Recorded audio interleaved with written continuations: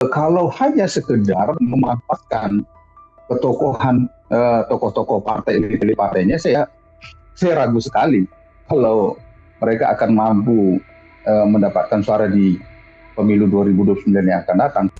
Sosok Pak Anies untuk bisa menghantarkan partai ini ke parlemen, saya ragu sekali juga nanti mereka akan bisa dekat juga terhadap masyarakat, dan hanya sekedar klaim saja sebagai partai gerakan rakyat. Tribuners Gerakan Rakyat merupakan organisasi masyarakat yang mendeklarasikan sebagai partai politik bernama Partai Gerakan Rakyat. Bahkan Gerakan Rakyat menginginkan Anies Baswedan menjadi presiden.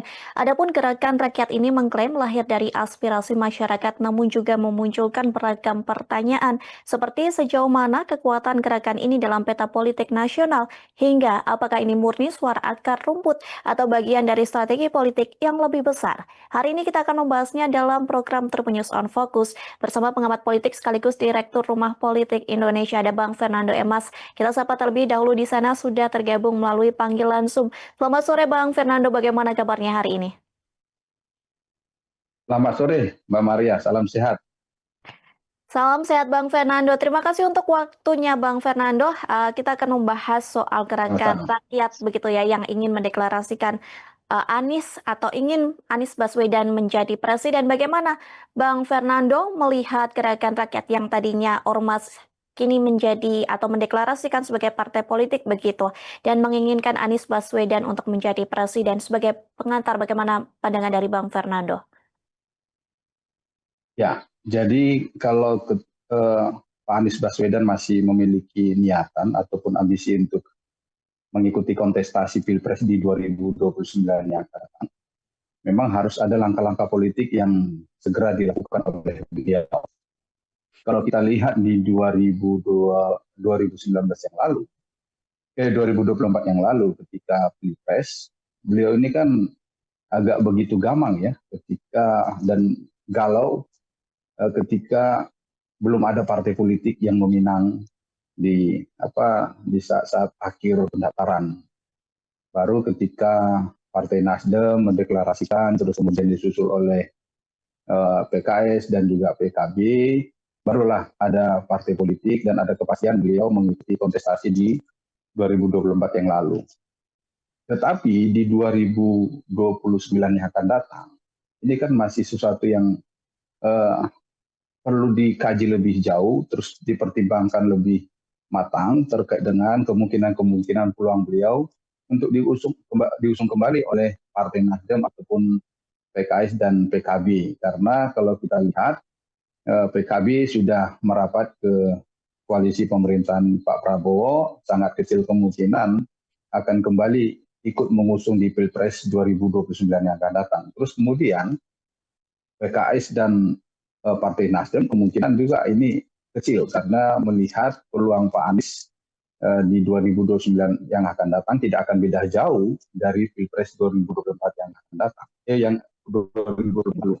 Sehingga langkah yang tepat memang harus mendeklarasikan partai politik untuk mengusung beliau atau memilih bergabung ke PKS ataupun ke Partai Nasdem.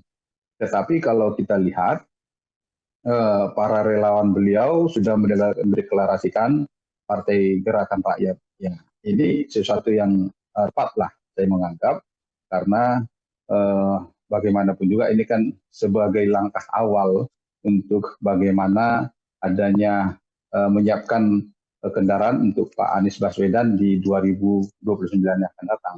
Yang menjadi pertanyaan sekarang, apakah Partai Gerakan Rakyat mampu mengatakan Pak Anies Baswedan paling tidak menjadi salah satu kontestan di 2029 yang akan datang? Apakah Pak Anies akan berhasil diantarkan menjadi salah satu calon wakil presiden di 2029 yang akan datang? Karena kalau kita lihat berdasarkan suara di 2024 yang lalu yang diperoleh oleh Pak Anies yang hanya sekitaran 25% lebih, itu ternyata kalau kita lihat dari jumlah suara partai pengusung beliau ataupun partai pendukung, kalau partai pengusung itu kan sekitar 26% lebih. Tetapi partai pendukung ditambah partai-partai non-parlemen itu sekitar 29%. Tetapi perolehan Pak Anies itu hanya 25%.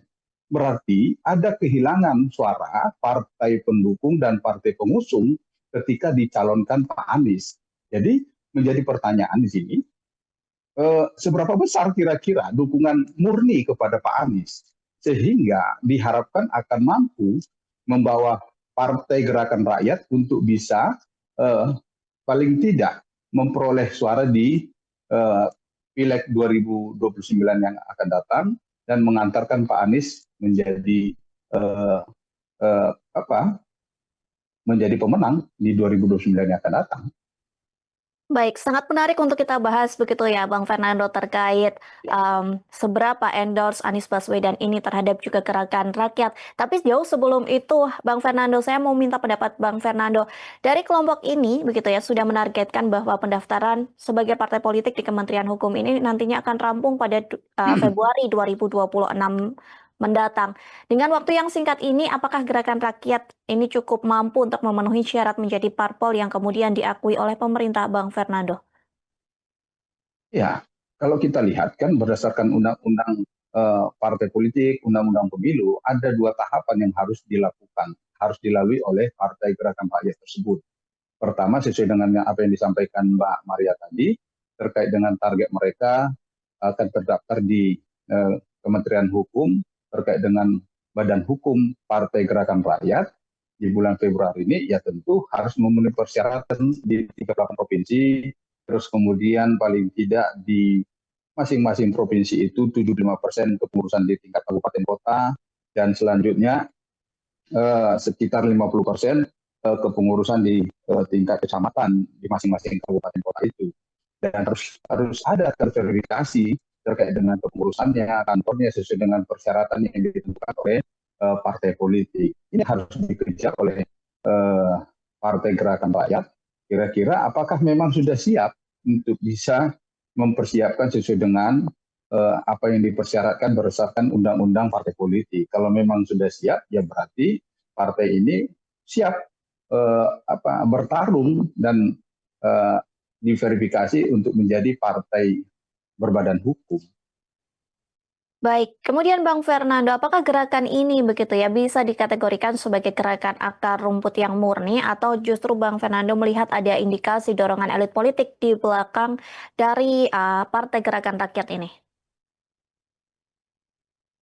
Sekarang ini kan memang sangat mudah untuk masing-masing kelompok ataupun individu untuk melakukan gerakan-gerakan politik ataupun melakukan sesuatu yang untuk kepentingan mendorong seseorang menjadi calon kepala negara, calon kepala daerah. Dan kalau kita lihat kan berdasarkan undang-undang partai politik, undang-undang pemilu, sangat dibuka setiap pemilu untuk didaftarkan partai politik baru, partai politik peserta pemilu yang baru.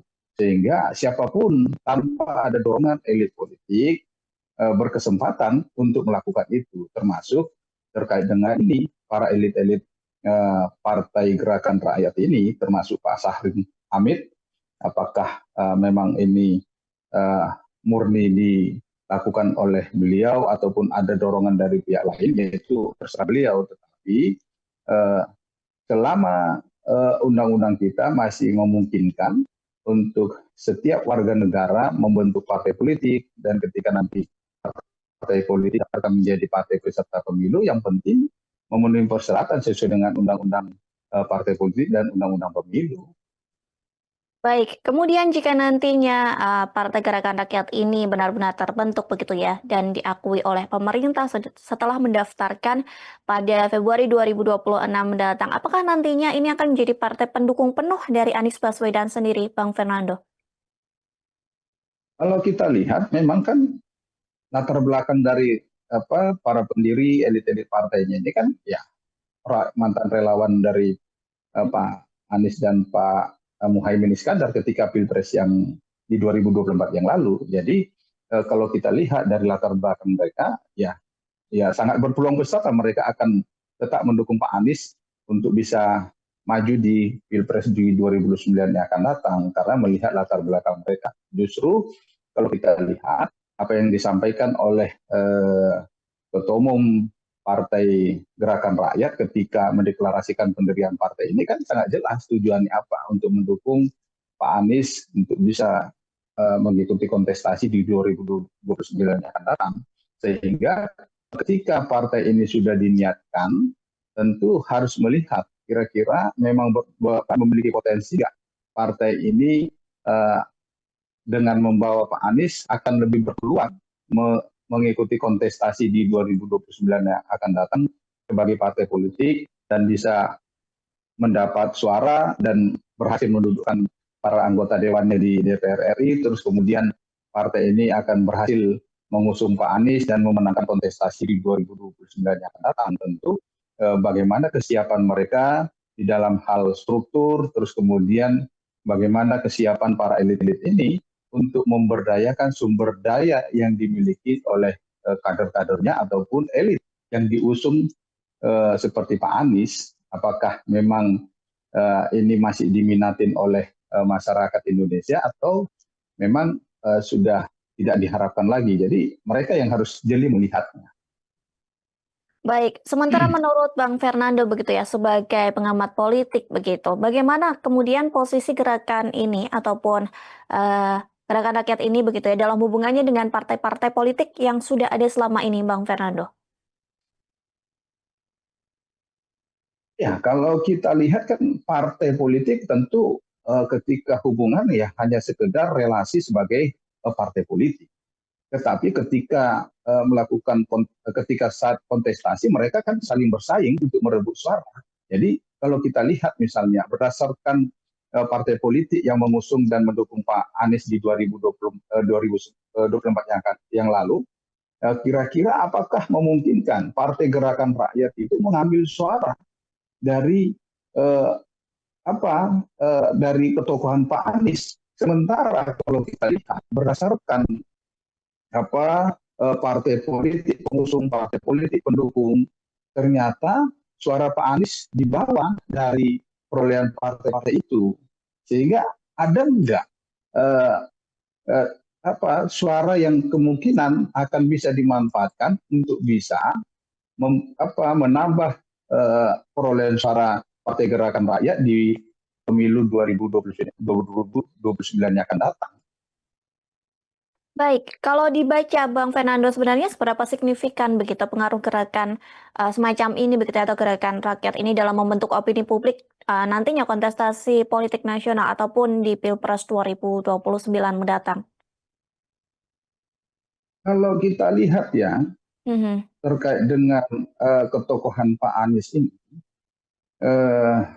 saat ini kan memang kurang begitu signifikan terkait dengan aktivitas-aktivitas Pak Anies yang bisa membangkitkan dukungan terhadap beliau gitu. Jadi tinggal bagaimana Partai Gerakan Rakyat ini memanfaatkan ketokohan Pak Anies dalam melakukan gerakan-gerakan partai politik mereka gitu. Jadi kalau hanya sekedar memanfaatkan ketokohan tokoh-tokoh partai elit partainya, saya ragu sekali kalau mereka akan mampu mendapatkan suara di pemilu 2029 yang akan datang tanpa memanfaatkan Pak Anies secara maksimal. Baik, kemudian Bang Fernando dengan bergabungnya Anies Baswedan begitu ya dalam gerakan rakyat ini yang seperti tadi juga sudah disampaikan oleh Bang Fernando bahwa proyeksi dari gerakan rakyat ini sudah jelas begitu. Apakah ini bisa dikatakan mencuri start dari Pilpres 2029, Bang Fernando?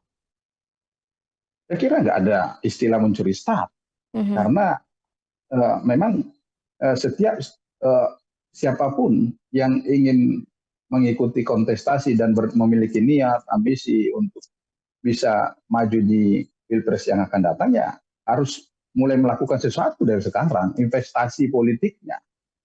Kira-kira apa yang akan dilakukan untuk membangun popularitasnya, terus kemudian membangun elektabilitasnya, supaya apa? Supaya yang bersangkutan itu dilirik oleh partai politik.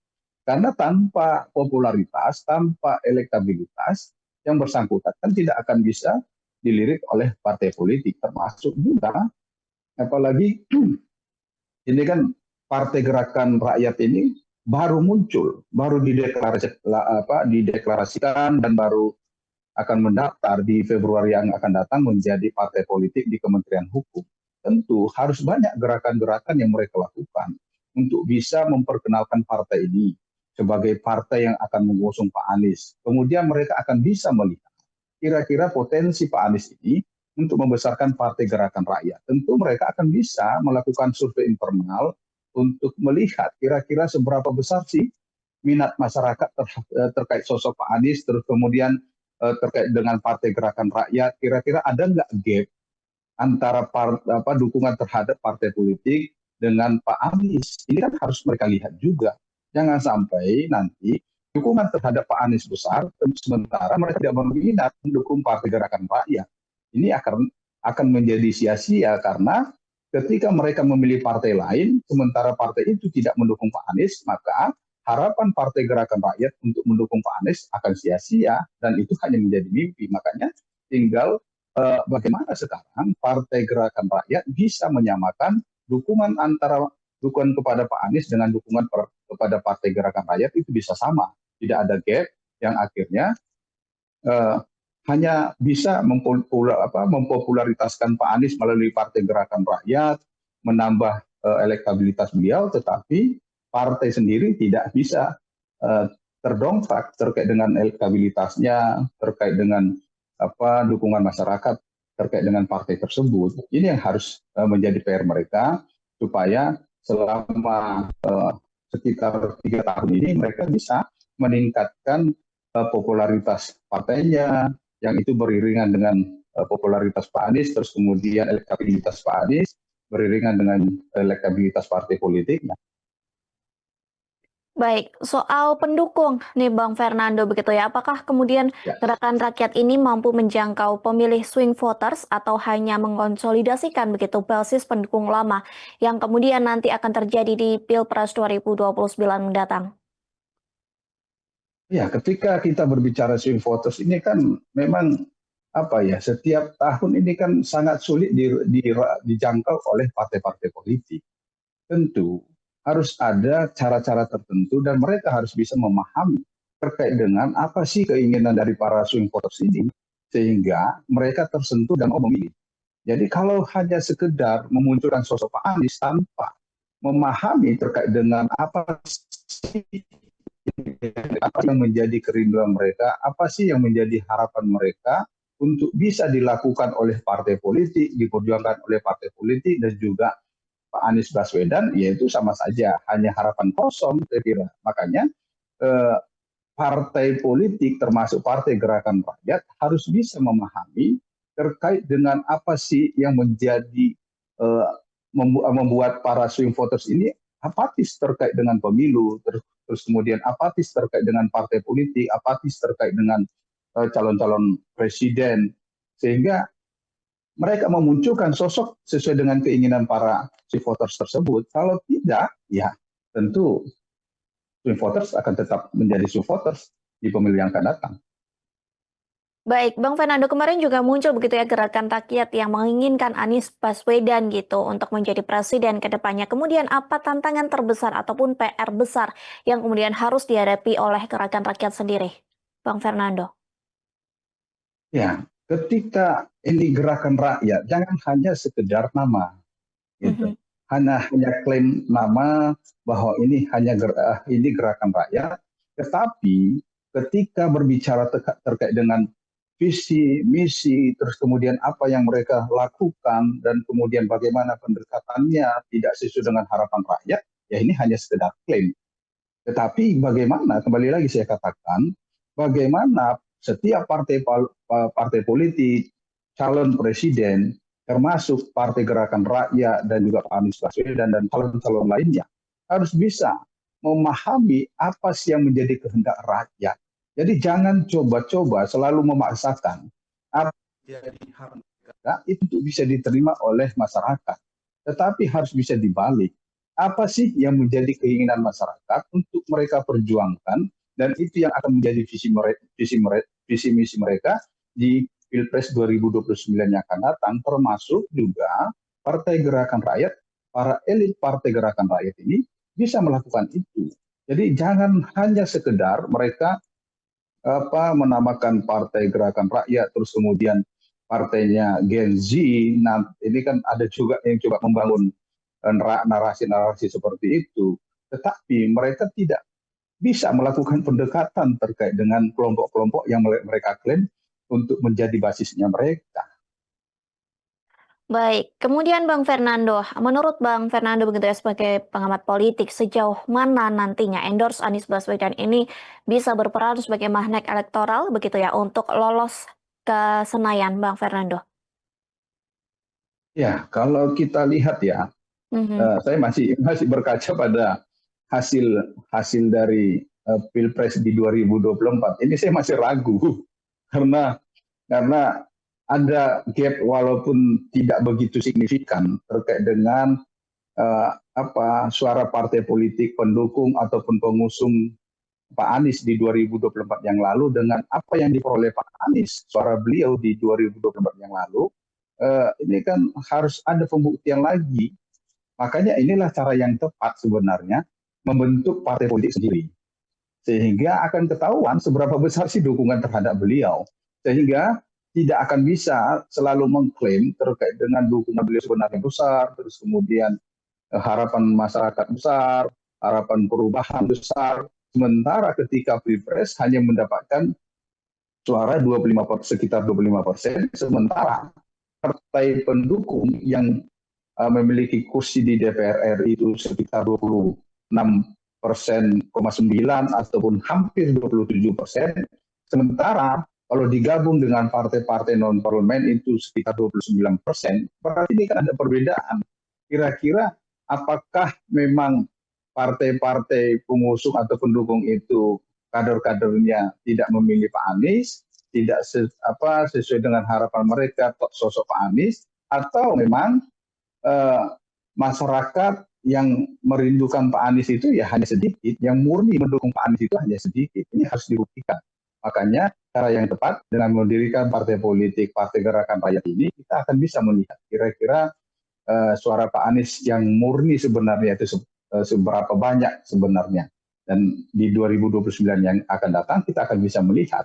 Dan kita berharap Partai Gerakan Rakyat akan bisa melakukan gerakan-gerakan yang memang betul-betul sesuai dengan harapan rakyat, sesuai dengan keinginan rakyat, dan bisa melakukan pendekatan-pendekatan rakyat sehingga mereka akan berhasil menghantarkan partainya ke parlemen di DPR RI sana, sehingga mereka juga akan bisa memperjuangkan apa yang menjadi kepentingan rakyat. Jadi bukan hanya sekedar sosok Pak Anies bisa menghantarkan mereka, tetapi karena memang partai ini sesuai dengan harapan masyarakat. Kalau hanya sekedar mengandalkan sosok Pak Anies untuk bisa menghantarkan partai ini ke parlemen, saya ragu sekali juga nanti mereka akan bisa dekat juga terhadap masyarakat dan hanya sekedar klaim saja sebagai partai gerakan rakyat. Baik, terakhir Bang Fernando, mungkin sebagai closing statement juga dari Bang Fernando begitu ya. Jika nantinya ini Anies Baswedan tidak menang begitu di Pilpres 2029 ataupun tidak jadi maju begitu, kemana kemudian arah gerakan rakyat ini selanjutnya Bang Fernando? Hampir sama seperti partai politik yang lainnya. Jadi walaupun sosok yang mereka usung sudah selesai masanya, tentu mereka akan terus bergerak.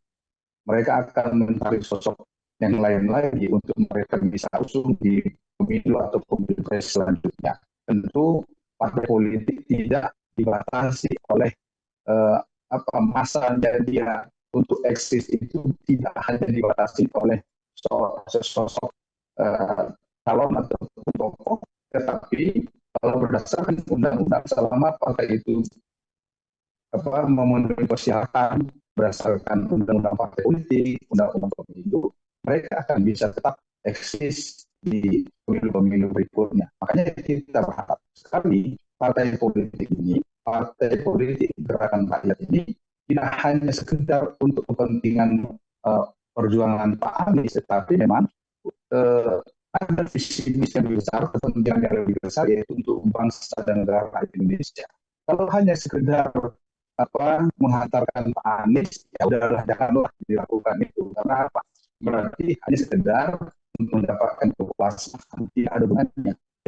Saya berharap sekali masyarakat tidak akan memilih partai ini kalau hanya sekedar mengajukan sosok ataupun tokoh-tokoh, tetapi karena memang memiliki visi misi yang jelas untuk kepentingan bangsa, negara, dan rakyat Indonesia. Ini yang harus menjadi tujuan utama ketika mereka memiliki satu sosok untuk membantu mereka mewujudkan apa yang menjadi visi misi mereka, itu sesuatu yang lumrah dan itu saya sangat setuju. Tapi kalau mendahulukan mendukung sosok tanpa mendahulukan visi misi yang jelas untuk kepentingan bangsa dan negara Indonesia, itu tidak sebaiknya dievaluasi lagi, dipikirkan ulang, dan dilakukan perbaikan agar bagaimana perjuangan mereka itu untuk kepentingan bangsa, negara, dan rakyat Indonesia.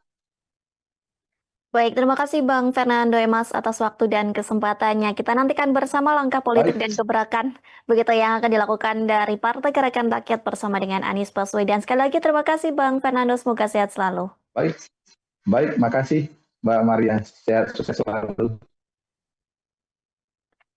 Dan terima kasih juga untuk Tribunars yang sudah membersamai kami di Tribun News on Focus.